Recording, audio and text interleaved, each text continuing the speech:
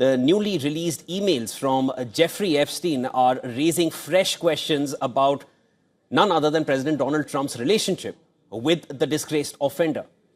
Now, on Wednesday, that's just a day prior, the Democrats on the House Oversight Committee, they released 3 emails which suggest that Trump knew more about Epstein's sexual abuse than he has previously acknowledged, or ever acknowledged, that is.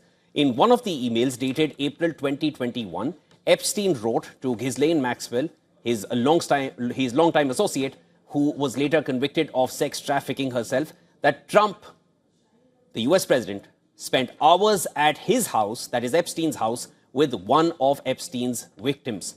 The release comes as Democrats push for the full Epstein files to be made public, with newly sworn-in Arizona Congresswoman Adelita Grijalva giving Democrats the final signature that they needed to force a House vote on the matter. Speaker Johnson purposefully obstructed my swearing in by canceling vote after vote. And the Epstein files discharge petition sat 1 signature short. With my signing, we move 1 step closer to the truth that they will try to deny, but that survivors deserve their day of justice, and the American people demand it. Trump slammed the move, calling it the Jeffrey Epstein hoax, and accused Democrats of trying to distract from what he called their failures on the government shutdown. The White House also pushed back, calling the emails misleading and taken out of context to smear the president. Mr. President. These emails prove absolutely nothing other than the fact that President Trump did nothing wrong. And what President Trump has always said is that he was from Palm Beach, and so was Jeffrey Epstein.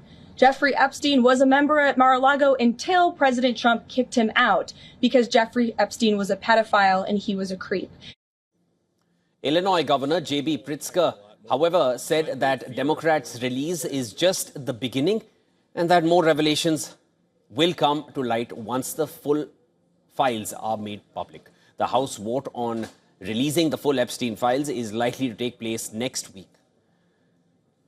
Trump and Epstein were friends for more than a decade, and they were even photographed together at a number of events, from Palm Beach to New York social do's.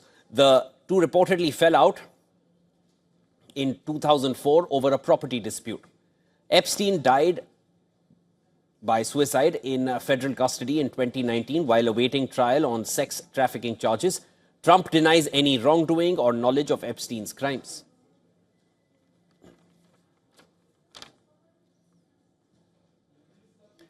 And there is more on this from our correspondent Susan Tehrani, who sends us this report from New York.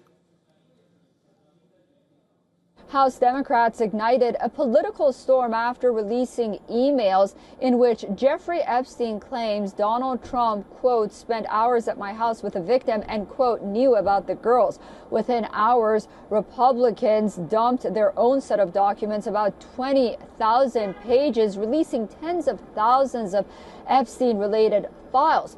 President Trump on Truth Social called the entire matter the Jeffrey Epstein hoax and warned Republican lawmakers not to fall for it.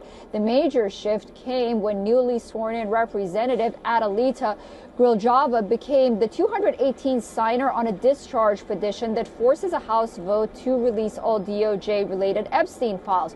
What's next? Well, the House is now expected to vote in early December, setting up a fight over full transparency and whether even more Epstein files, including names and communications, will finally be made public. Susan Tehrani reporting from New York for WION World is One.